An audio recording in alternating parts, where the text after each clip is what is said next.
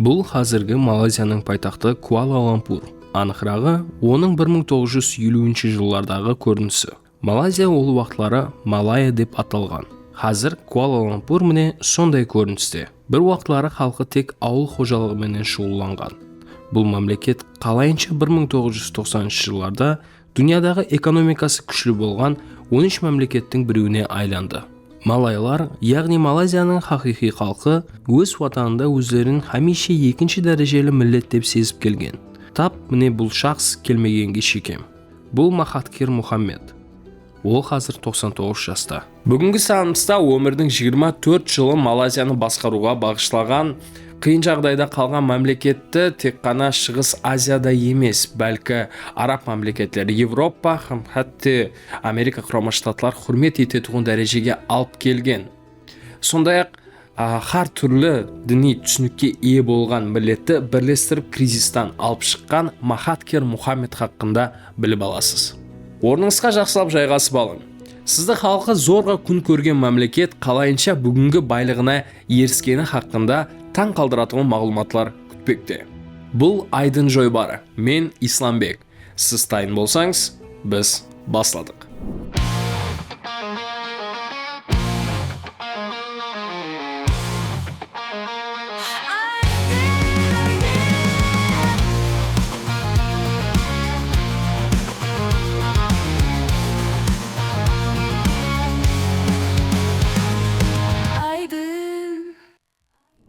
Махатхир Мухаммед 1925 жыл 10 июльда Малай ярым атауының арқа батысындағы Алор-Сетар қаласында туылған. Бай инглислер һәм аристократлар Алор-Сетардағы корольдік сарайы атрапында жасаған. Мухаммед болса Құблада жарлылар жасайтын қала кварталында туылған. Оның әкесі Кедахта инглиз тілінде сабақ беретұғын бірінші мемлекеттік мектепті шөлкемдестіреді. Бірақ ол жерде өзінің балаларын оқыта алмайды. Себебі, инглислер ол жерде тек байлардың перзенттері оқытылуын белгілеп қойған. Бұл дәуірде Малайзияда қатламларға бөліну жүда күшлі болған. Ең қызығы бұл жердің түпкілікті халқы төмен табақада болған. Себебі олар жарлы еді. Махатхирдің балалығы оның кейінгі өміріне тәсір еткен екі құрамалы тарихи дәуірге туыры келді. Біріншісі 1941 жылдан 1945 жылға шекем Японияның Малайзияны басып алуы. Екінші, жаһан ұрысы таусылғаннан кейін мемлекеттің Британия колонизаторлары тарапынан басқарылуы. Ұрыс себеплі мектеплер жауылды, һәм 16 жасlı Махатхир шаңырағына жәрдем беру үшін бұл табуға харекет етті. Алдын ол кофе, кейін азық-ауқат саудасымен шұғылданды. Японлар тарапынан мемлекеттік лауазымдардан босатылған әкесі һәм ағайын інілері тіршілік үшін күресті. Бірақ ұрыстың ұзақ күтілген жұмағы оларға жеңілдік алып келмейді. Малайлар бұннан да көбірек нәрсені жоғалтты. 1942 жылы Ұлыбритания Малай үстінен қадағалауды қайтарып алып, Малакка ярым атауындағы барлық инглиз колонияларын бірлестірген Малай ауқамын дүзді. Бұл ауқам себеп Қытай һәм Хындыстаннан Малайзияға арқайын көшіп келу имканияты жаратылды. Бұнан тысқары, инглислер дерлік бір әсір алдын жергілікті халықты минет мигрантлары менен бәсекеден қорғайтуын малайлардың арнаулы жағдайы хақындағы қарарды бекарлайды. Алдын малайлар мемлекет қызметі һәм жерге иелік ету сияқты тарауларда жеңілдіктерге ие болған болса, енді бұлардан айырылды. Жақсы білімге ие қытайлықлар, инглислер һәм сұлтаулар жергілікті халықпенен байланыс орнатуға ерседі һәм байлық, үлкен жер учаскаларына иелік етуді баслайды. Расми мағлұматларға көре 1970 жылда малайлардың меншікті бизнестегі үлесі 2%-ке де жетпеген. Қытайлықлар қалай кәндеріне, хиндулер болса каучук плантацияларына ие болды. Солай етіп малайлардың көпшілігі жұмыссыз болып қалды. Басламашы һәм зиреклеу болған шет еліклер бастық лауазымдарын алды. Сол қатарда сүтқорлық һәм сауда менен шұғылданатын еді. Уақыт өтуменен олар дерлік бүткілдей санат һәм коммерция секторларын өзлестіріп, һәм тикарынан қала орайында жасайтын еді. Малайлар болса ауыл қожалығы һәм балық аулау менен шұғылданатын аулаларда жасаған. Инглислер ең құрамалы жәмиетті, яғни дін, тіл, мәдениет, қадриyatlар системасы Жасау орны кәсіпөнер һәм дарамат менен үш топарға ажалып кеткен миллетлерді бір орынға топлады. Бірақ оларды бірлесу һәм теңлікпенен тәмінлемеді. Алдын мигрантлар тек жұмыс үшін келген деп ойлаған болса, кейін олар еш жерге кетуді қалемейтұғынлығы анықланды һәм оларға да бұқаралық берілді. Малайлар өз ватанында ашшылыққа айланып қалды. Мұхаммедтің шаңырағында жағдай тәлім һәм алдыңғы жұмыс тәжірибесі себеплі жақсылау еді. Һәм 20 жасында Махатхир мектепті давам еттіруге қарар етті. Айны мектепте оның сияси карьерасы басланды. Ол пікірлес адамларменен біргелікте колония басшылығы сиясатына қарсы наразылық көтерілістерін шөлкемлестірді. Менің сиясатқа болған қызығушылығым Япония шабуылы уақытында оянды. Мен тарихты үйреніп шықтым. Һәм малайлар басқа халықлар құқымралығы астында жасауға мәжбүрге ұқсайтуын еді. Малайлар тайландылықтар құқымралығы астында болды. Қытайға салық төледі. Кейін 450 жыл давамында инглислерге, португалларға бағынуы керек еді. Мен колониялар ғаресіздік үшін қандай күрескені һәм ақш қандай пайда болғанлығы хақында оқыдым. Бұл маған жүда тәсір етті, деген еді Махатхир Мухаммед. Махатхир тек 2 жол, құқықтану, ямаса медицина тарауы оған абырай этварға ерісуіне һәм саясатқа кіріп келуіне имканият береді деп ойлайтұғын еді. 1946 жыл декабрь айында ол мектепті Кембридж аттестаты бойынша жақсы нәтижелермен тамамлады. 1947 жылда Мухаммед Сингапурға көшіп өтіп, медицина тарауын үйрене баслайды. 50-ші жыллардың басларында Мухаммед Малай шөлкемлерінің милли конгресіне бақылаушы сыпатында барды. Кейінірек бұл шөлкем бірлескен Малай милли шөлкемі партиясын шөлкемлестіреді. Бұл партия 1957 жылда мәмлекет ғаресіздікке еріскеннен кейін үкіметке келеді. Сиясатты медициналық амелиятпенен бірлестірген Мухаммед 1957 жылда Алор-Сетарда өзінің Маха клиникасын ашады. Доктор Мухаммед тез арада жүда атақлы шақсқа айланады. Ол жарлыларға медициналық төлемдерді бөліп төлеуге рұқсат берді. Һәм ұлыма ақшасы болмағаларға болса, емлеу үшін үлкен шегірмелер ұсыныс етеді. 1964 жылда Мухаммед Кедақ штатының Құбла парламент округында бірлескен Малай милли шөлкемі партиясынан кандидат етіп көрсетіледі. Һәм парламент депутаты етіп сайланды. Бұл уақытқа келіп, Британия Малайясы Малайзияға айланды. Мемлекеттің аты 1963 жылда Сингапур, Саравак һәм Арқа Барнауы ғаресіздікке еріскеннен кейін өзгертілді. 3 ай ішінде Сингапур Малайзия құрамынан шығарылып, ғаресіз мемлекетке айланады. Сингапурдың Малайзия құрамынан шығуы Мухаммедті қуандырды. Ол бұл жағдайды былайынша түсіндіреді. Мен Сингапур Малайзия үшін жүда үлкен бөлек деп ойлаймын. Сингапурлық қытайлықлар өздерін жүда агрессив тұтар еді. Депутатлық дәуірінде Мухаммед хакимияттың милли сиясатын тұрақлы түрде критикалап барды һәм Малай халқы мәпілерін қорғады. Ол этникалық малайлардың аяқ асты болған позициясы ертеме кешпе ашық келіспеушіліктерге алып келуіне сенетұғын еді. Һәм оның шамалағаны рас болып шықты. 1969 жыл 13 май Малайзия. Жүздеген адамлардың өліміне алып келген қалабалық тәртіпсіздіктер болып өтті. Бұл уақия сайлаулардан көп өтпей басланды. Бұл дәуірде хүкімран партия һәм қарама-қарсылықтар арасындағы күрес кескінлесті. Бұл бақытсыздықтан 1 жыл алдын Мухаммед сол уақыттағы бас министр Абдул Рахманға хат жібереді. Һәм ол менен бір партияда істесе де, малайлар мәпілерін қорғай алмағанлығы үшін критикалап, оны отставкаға шығуға шақырады. Бұған жауап ретінде Мухаммед хүкімран партия жоғары кеңесінен кейін болса партиядан шығарып жіберіледі. Абдул Рахман оны хатты қолға алмақшы болған, бірақ оны тоқтатып қалған. 1970 жылда Махатхир Мухаммед өзінің бірінші кітабы Малай дилеммасын жазады. Онда саясатшы мемлекеттің Малай халқы маргиналасқан деп айтып өткен. Малайлардың өздерін екінші дәрежелі адамлар дәрежесіне көніп жасап атырған үшін сын пікір білдірген. кітап Малайзияда тез арада қадаған етілді. Бұл тыйым салыну 10 жылдан артық давам етеді. Бірақ Мұхаммедтің позициясы Хукмран партияның жас басшыларына жақын еді. Һәм ол 1972 жылда және партияға ұсыныс етіледі. Бір жылдан кейін ол парламентке қайтады. Һәм медицина тарауын 20 жылдық тәжірибеден кейін үзіл-кесіл тәрк етеді. 1974 жылда үкіметтің басшысы Абдул Разак дәуірінде Махатхир Мұхаммед білімлендіру министрі етіп тағайындалды.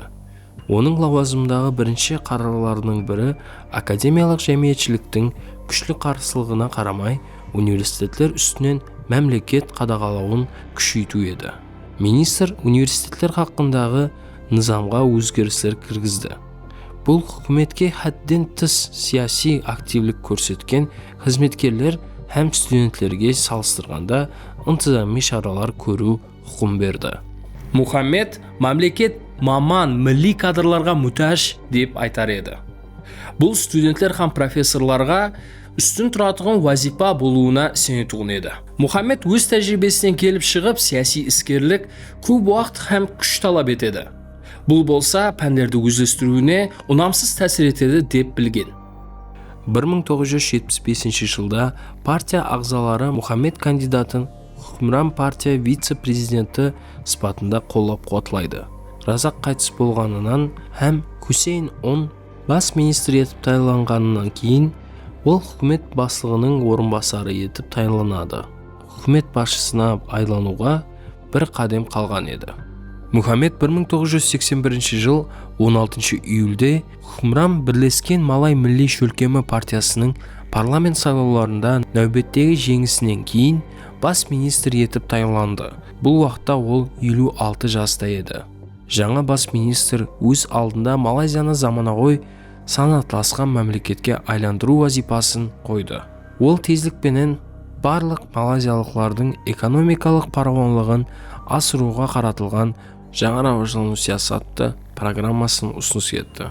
Машқала сонда мемлекеттегі жұмыссыздардың көпшілігі мемлекеттің түпкілікті халқы малайлар еді. Миллет өз үйінде жарлы һәм қорғаусыз жасайтын еді. Бұнан тысқары діни мәселе де бар. Малайлардың текарғы бөлігі мұсылман болған. Бай халық қатламына айланған қытайлықтар болса буддист. Бірақ Мұхаммед діни мәселеге араласпады. Һәм халықты өз тарихы һәм миллилігін аңлауын қалайтын еді. Діни мәселеде ол бауыркеңдік тәріптары болды.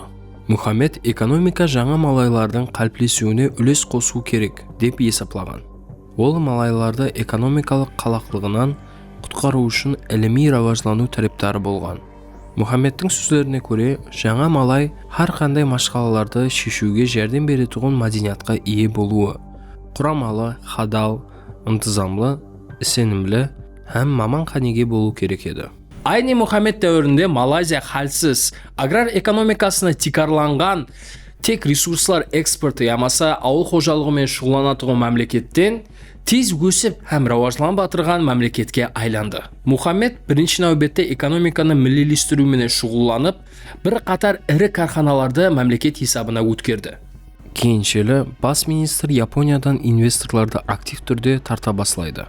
Мұхаммед Япония сияқты тез рауажланып атырған мемлекет арзан шикі өнім, жер һәм жұмысшы күшіне мүтәжлігін білетұғын еді. Карханаларды Малайзияға көшіру арзан жұмысшы күшінің бар екенлігі, еркін сауда зоналарының шөлкелместірілгенлігі, сондай-ақ электрон санаат һәм басқа тарауларды үкімет тарапынан қошеметленуі себепле Японияға қолай еді.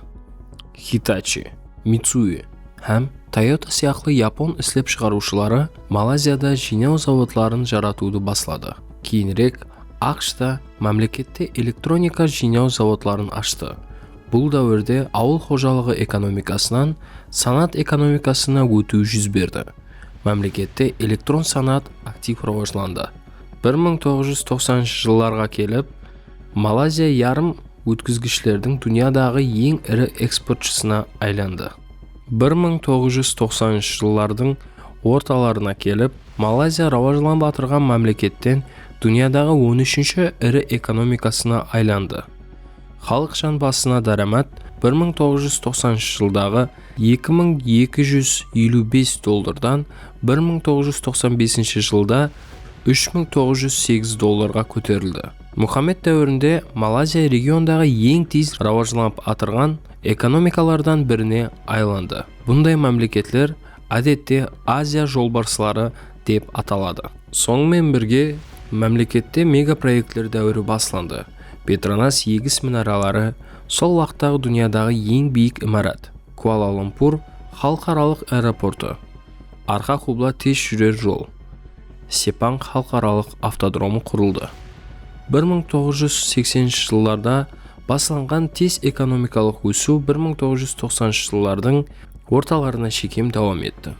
Мұхаммед батыстың саясат һәм экономикаға жантасуын критикалап, Азия қадыриятларын үгіт насихатлады. Ол бұл қадыриятларға дәстүрлерге садықлықты, минет сүйгішлік этикасын, ынтызамға ітварды, таби иерархия һәм үкімет тикарында жәмиет құру принципін кіргізді. Нәтижеде Европада, ақшта басқа Азия мемлекетлері де Малайзия менен есапласуға мәжбүр болды. Қанегелер бұл Мұхаммедтің тикарға жетіскенлігі екенлігін айтады. Құбла Шығыс Азиядағы қонсылас һәм ислам дүниясының көпшілігі Малайзияны құрмет етіп келіскен һәм ол менен есапласқан. Себебі Мұхаммед дәуірінде Малайзия өзін Азия қадыриятларының тикарға қорғаушысы ретінде көрсетті. Бірақ басқа бір қызық тарихы де бар. Мұхаммедті тек шығыс емес, бәлкі батыста құрмет еткен. Себебі Мұхаммед батыс қадыриятларын жамаламаған. Бұл тек қана малайзиялықтар үшін туыры келмейді деп білген. Қандай да бір мемлекет іс-әрекетін діни көзқараслары жағынан ақламаған, ямаса қараламаған. Har bir жағдайға жағдай көзқарасынан баха берген. Осының нәтижесінде де Малайзия дерлік ешбір мемлекетпенен сен-менге бармаған. Бірақ Мұхаммед батыс мемлекеттерменен абайлылықпенен істейтін еді. Ол Еуропа һәм ақштың ойын қағидаларын өз пайдасына өзгертуге ұрыну мүмкіндігін естен шығармайтын еді. Саясатшы салқын ұрыстан кейін батыс һәм капитализм демократия менен синоним болуды тоқтатты деп есаплайтын еді. Социализм, коммунизм һәм басқа идеялар батыста туылған. Һәм енді батыс оларды жат идея деп бекарлайды. Олардың демократия һәм инсан құқықтары хақындағы қазіргі идеялары келешекте бекарламайтұғынын қайырден білеміз, дейді Махатхир Мұхаммед. Мұхаммед 2001 жылы 11 сентябрьде ақшта әмелге асырылған терактларды қаралайды. Сонымен бірге кейінірек 2003 жылда ақш әскерлерінің Ираққа кіруіне қарсы шығады. Бүгін Усама бен Ладенні қолға түсіру үмітінде Ирак һәм Ауғанистанға бастырып кіріп атырғаны һәм басқыншылық әрекеттері әмелге асырылып атырғаны уасына айланып атырмыз. Европа һәм Америка өздері басылаған ұрыстар себеплі үлкен қарызға батқан болса да демократияны басқа мемлекеттерге агитация етуге харекет етпекте, дейді Мұхаммед. Мұхаммедтің жергілікті халық үшін үстінліктер хақында ұзақ жылық идеясы һәм харекетлері ақбетінде мемлекетте малайзиялық іспелмелердің күшлі қатламы пайда болды. Өндірістің өсуі себеплі Малайзия дүниядағы ең ірі 20 экспортшыдан біріне айланды. Мемлекет арқа Европа, Құбла Африка һәм Қытай мемлекеттеріне қаржы кіргізуді баслады. Жаһан банкі Малайзияны консулас Сингапур, Таиланд һәм Индонезия менен бір қатарда арқа Азия экономикалық рауажлануының бір бөлігі деп жариялады. Бірақ Махатхир Мұхаммед жаратқан экономикалық модельдің кемшіліктері де бар еді. 1990 жылдардың ақырына келіп, бұл кемшіліктер жүзеге келе баслады. Машқала сонда көпшілік Азия мемлекетлері экономикасы экспортқа тикарланған еді. Һәм Азия жолбарыстары рауажланған һәм ашық финанслық системаға ие болмаған. Бұл мемлекеттер хүкіметлері рауажлану үшін ажыратылатығын халықаралық кредитлерді алуды давам еткен. Пулларды экспорт дараматынан қаплауға үмітленген. Бірақ экспорт дараматы күтілмегенде азаюды баслады. Бұған себеп товарлар бағаларының жоғарылығы еді. Қытай болса айны уақытта арзан өнімдерді жүдә үлкен темпте іслеп шығара баслаған еді. Бұл басқа Азия мемлекеттеріне тәсір етпей қалмады. Малайзия, Сингапур, Кубла Корея һәм басқа Азия жолбарыстарындағы компаниялар өз өнімдерін сатуда қинала баслады һәм банкротқа ұшырады. Экспорттың төмендеуі себеп мемлекетке валюта ағымы азайды. Бұл болса, милли валютаның қадірсізленуіне алып келеді. Солай етіп, 1998 жылғы кризис басланғанда, Малайзия жалпы ішкі өнімі тездікпенен 7,5%-ке азаяды. Күшейіп баратырған кризис себеп, Мұхаммед Малайзияның милли карханаларды қадағалау астына алуға ұмтылып атырған шет ел инвесторларының агрессив сиясатынан қорғау, құрылыс жойбарлары һәм процент ставкаларын азайту арқылы экономиканы жанландыруға харекет етті. Сол вақытта бас министр хүкіметте келіспеушіліктерге ұшырай баслайды. Оның орынбасары Анвар Ибрахим халықаралық валюта фондының кризисті сапластыру сиясатын қолап қуатлайды. Шет ел инвесторлар үшін базар ашуға қамбатыспенен белсенді шеріклік етуге шақырды. Бірақ Мұхаммед шетелдік шеріклер сенімлі екенлігіне сенбейтұғын еді. Ол халықаралық валюта фондынан қарыз алу нәтижелі жол деп білмеген. Ол бұл жағдайда қонсылас мемлекеттер тәжірибесіне текарланады. Мысалы, Индонезияның үкіметі 1997 жылы халықаралық валюта фондынан жәрдем сұрайды. Нәтижеде мемлекет қарызға батады. Һәм экономиканы тіклеу үшін 10 жыл керек болады.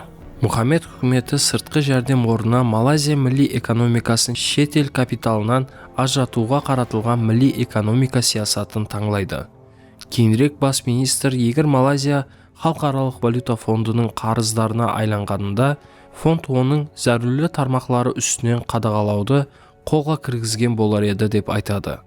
Бұл жағдайда Мұхаммед бұл тармақлар Малайзия халқы мәпі үшін істеуді давам еттіруіне гуман білдірген. Мұхаммед өз үтбарын келешек тарауы, экономика һәм IT-ға қаратты. Мемлекетте санат технопарклер тармағы шөлкемлестірілді. Жаңа қарханаларды шөлкемлестіру үшін ол жерде шет ел IT компаниялары һәм оларменен бірге шет ел капитал белсене түрде тартылады. Харекетлер өзін ақлады. 1998 жыл декабрь айына келіп 195 компания, сондай-ақ 88 Малайзия компаниясы технопарклер резиденті атағын алды. Үкімет сондай-ақ жарлыларға жеңілдіктер формасында социал қолдау программасын баслады һәм үлкен ақша ажыратты. Жоғарыдағы іс-ілажылар себеплі Малайзия кризисті қонсыларына салыстырғанда жеңілдеу өткерді. 2000 жылға келіп инфляция 3,2%, жұмыссыздық болса 3,4% құрады. Бұл бір қанша жақсы көрсеткіш еді. Мемлекетте коррупция дәрежесі бір қанша төмен болған. Үкімет пұлларды қалеген тарауларға сатылай бермеген. Пұллар айрым санат кластерлері һәм технопарклер сияқты келешегі бар жойбарларға ажыратылды. Нәтижеде 2002 жылда Малайзия экономикасы толық тікленеді. Мұхаммед үкіметтегі басқару система іскерлігін жақсыласу мақсатында барлық дәрежедегі мемлекеттік қызметлерді оқыту үшін қосымша имканиятлар жаратты. Мектеп реформасына айрықша ітбар қаратылды. Барлық класслар үшін математика һәм анық пәндерге ітбар қаратқан халда тең салмақтылықты кең қамтылған білімдерді беруге арналған жаңа жойбар жаратылды. Мұхаммедтің пікіріне қарағанда, тап осы пәндер малайзиялықтарды ең бәсекеге шыдамлы мемлекетке айландырылды. 1998 жылда бас министр орынбасары Анвар Ибрахим жұмыстан босатылып 15 жылға азатлығынан айырылады. Ақбетте үкіметке қарсы көтерілістер мемлекетті қамтып алды. Ол коррупция, гомосексуализм һәм қол астындағыларының біреуін зорлауда айыпланған. Үкімет ішіндегі бұндай келіспеушілік Хукмран партияның абыройына тәсір етті. Мұхаммед атақлы сиясатшы еді, бірақ ол менен бір партияда істейтұғынлар бас министрдің отставкаға шығу жәмиет үшін ұнамлы сигнал болады һәм қызығушылықтар төмендейді деп есептаған. Соның менен бірге ешкім онан кетуін сұрай алмайтұғын еді.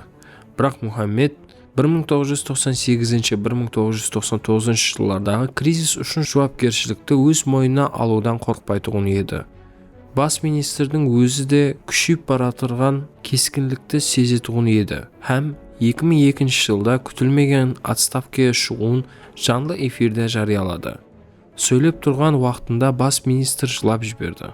Һәм оның тарифтарлары болса, трибунаны қоршап алып, оннан өз лауазымында қалуын ілтимас ететұғын еді.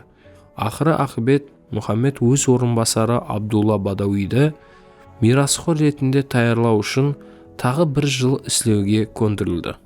2008 жылғы сайлаулардан кейін Бадауи орнына үкіметтің жаңа басшысы оның орынбасары Нажиб Разақ болды. Бірақ оның бас министрлігі Малайзия тарихында ең үлкен коррупция машқаласыменен есте қалды.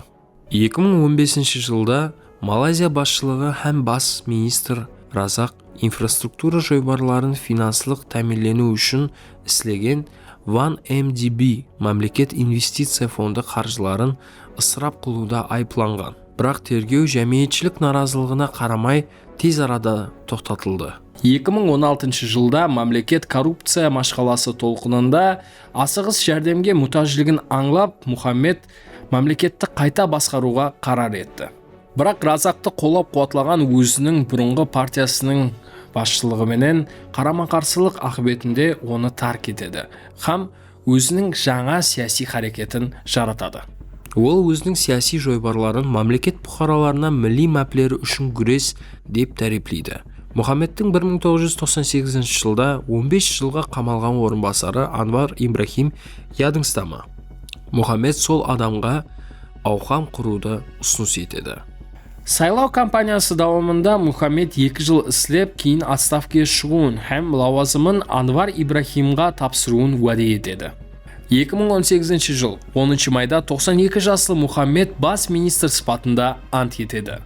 Доктор Мұхаммед расми түрде үлкен саясатқа қайтты. Мұхаммед бірінші нәубетте 1MDB пенен байланысты жанжал бойынша тергеуді қайта бастайды. Мемлекеттің иммиграция департаменті Разақ һәм тағы 11 хамилдарға мемлекетті тарк етуді бұйырады. Полиция болса бұрынғы бас министрдің $270 миллион мал мүлкін тартып конфискация етеді. Кейінірек Разақ сенімді жоқ қылу, пұл жуу һәм хакимияттан жеке мәплері жолында пайдалануда айыпталған. 1MDB тарапынан жеткізілген зиян мемлекет администрация тарапынан $4,5 миллиард бағаланды. Мұхаммед басламасыменен үкімет коррупцияға қарсы режені істеп шықты. Ол мемлекет қызметлері һәм ағайынларын қаражетлері, мал мүлкі һәм шет ел есап бетлері хақында есабатларды жүргізу мәжбүриятын белгіледі. Сонымен бірге ендігіден жоғары лауазымларға белгілеуді тек мүрәжат етушілердің кәсіптік фазилетлері есапқа алынған. Хатта Мұхаммедті критикалайтұғынлар да екінші мүддет давамында оның жұмысын басқаша бағалады. Оны енді көбірек реформашы сипатында қабыл ете басылады. 2020 жыл 23 февраль күні Анвар Ибрахим уәдесінің орындалуын һәм май айында отставкаға шығуын хабарлады. Бірақ ертесі күні Мұхаммед тездікпенен лауазымынан кетуін жариялап, һәммені және хайран қалдырды. Махатхир Мұхаммед Ли Куан Ю һәм Дэн Сяопин менен бір қатарда Азия саясатының афсаналарынан бірі болып табылады. Хатта қарсы болғанларда оның қызметлері һәм іс-харекетлері себеплі мемлекет алдыңғы санатқа ие болғанын тән алды. Мұхаммед тұрақлы түрде өз қадыриятларға тикарланған суверенлі саясатты әмелге асыруға харекет етті. Бас министр бұл саясатқа тәсір өткізуге харекет еткен сыртқы басынға қарсы тұра алған себеплі бұған ерісілді. Махатхир Мұхаммед дәуірінде Малайзия хатта батыста да мүнәсіп құрмет етілетігін күшке айланды.